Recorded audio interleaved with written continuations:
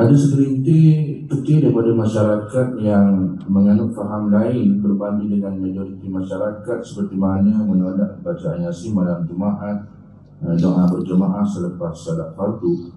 Apakah saranan Datuk Mufti kepada pihak pengurusan Sekolah Madrid khususnya di negeri Selangor bagi situasi ini? Apakah perlu diraihkan pemahaman mereka atau macam mana? Terima kasih kepada yang bertanya. Baik, yang berkaitan dengan fahaman yang berlainan, tuan-tuan dan puan sekalian, perkara ini perkara yang para ulama berselisih pendapat padanya.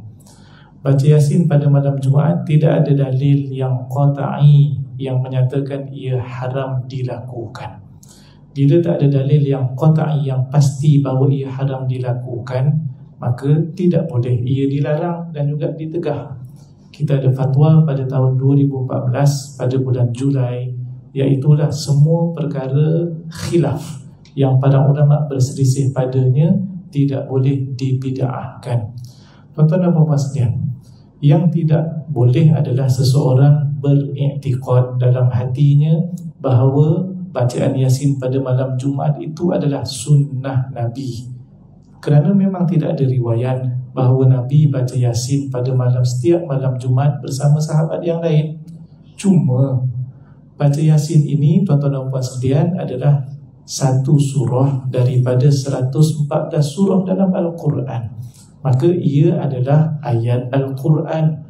Ayat Al-Quran ini ada fadilatnya, ada waktu yang digalakkan untuk kita baca ayat-ayat tertentu pada waktu tertentu, dan kalau tak ada fadilat yang menyebut, maka dia open, boleh dibaca bila-bila masa sahaja. Baca malam Jumaat boleh, baca malam Sabtu boleh, baca siang Jumaat boleh, baca surah lain juga boleh. Ibn Mas'ud meriwayatkan hadis fadilat membaca Al-Quran itu sebagaimana sabda Nabi SAW, man qara'a harfan min kitabillah kanat lahu bihi hasanah wal hasanatu bi ashri amthaliha la aqul alif lam mim harfun walakin alifun harf wa lamun harf wa mimun harf.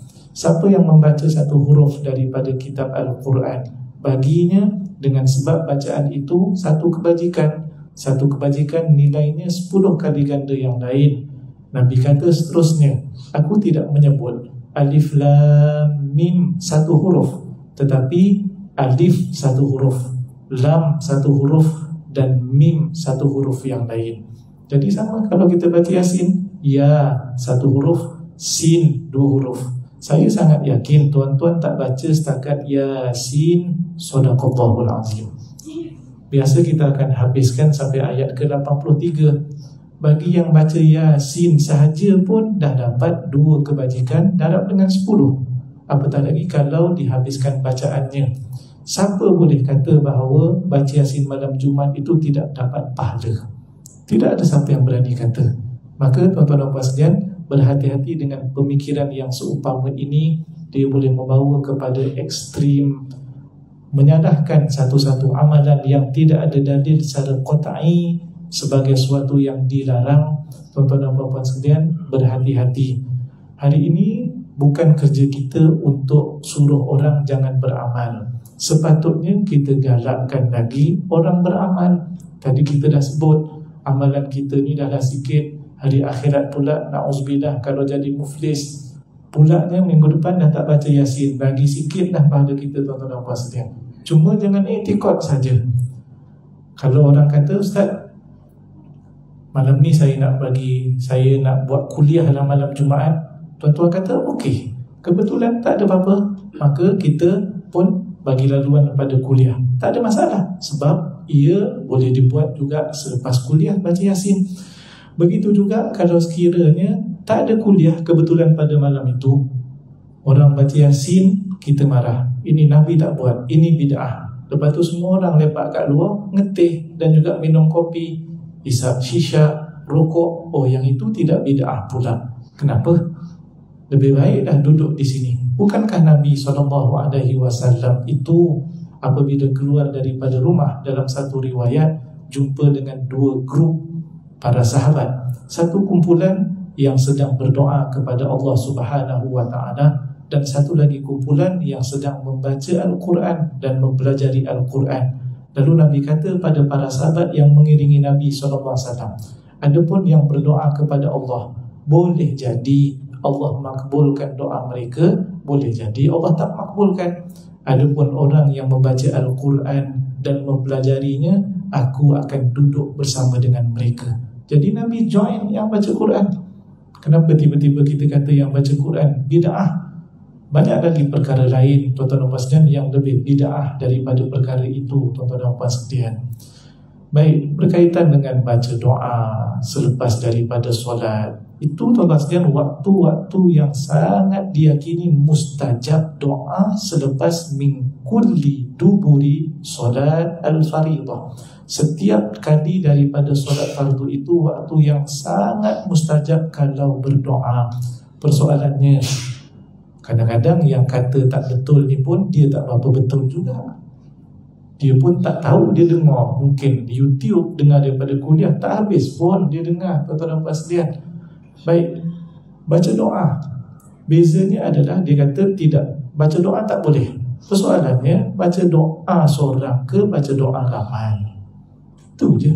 Tuan-tuan sekalian, di beberapa negara Arab sekarang, saya yang terakhir belajar di Jordan, oleh kerana mereka ini terlalu, maknanya sebelum ini kata berzikir lepas daripada sembahyang, Nabi tak buat ramai-ramai dan seumpamanya. Sekarang suasana macam mana tuan-tuan sekalian? Mereka terpaksa tampal fadilat berzikir selepas daripada solat di hadapan dinding saf yang pertama, nak ajak orang berzikir. Sebab semuanya balik selepas daripada bagi salam. Sekarang diorang pula nak buat kempen berzikir, tiba-tiba kita yang dah elok kempen pula pada orang jangan berzikir, kan pelik. Jadi tuan-tuan sekalian, teruskan, bagi saya teruskan, cuma ajaklah mereka dengan cara yang baik. Ada orang kata doa tahlil kepada orang yang mati ini semua tak dilakukan. Tuan-tuan sekalian, kita tahlil, kita berdoa kepada si mati, persoalan yang paling penting sampai ke tak sampai.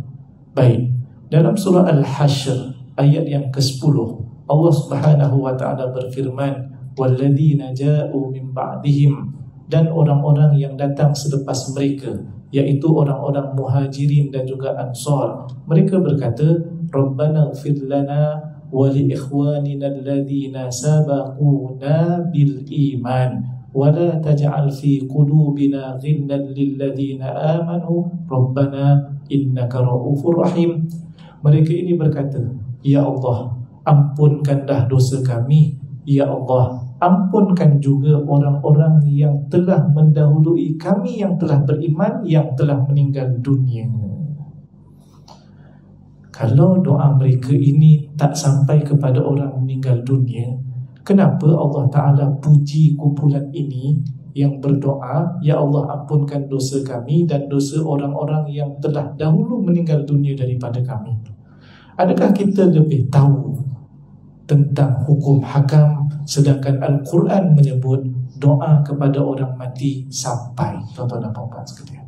Jadi kadang-kadang di masalahnya yang bercakap pun tak reti, kita yang diajak bercakap pun tak reti. Oh, ya tak ya juga, ayo kita kena raikan mereka ni. Habis kita punya surau dan juga masjid akan sunyi daripada menyebut nama-nama Allah Subhanahu wa ta'ala, sunyi daripada zikir dan juga seumpamanya. Bagi saya, perkara itu, kalaupun ia termasuk perkara khilaf, maka sepatutnya meraihkan untuk diamalkan lebih utama daripada meraihkan untuk tidak diamalkan. Wallahu a'lam.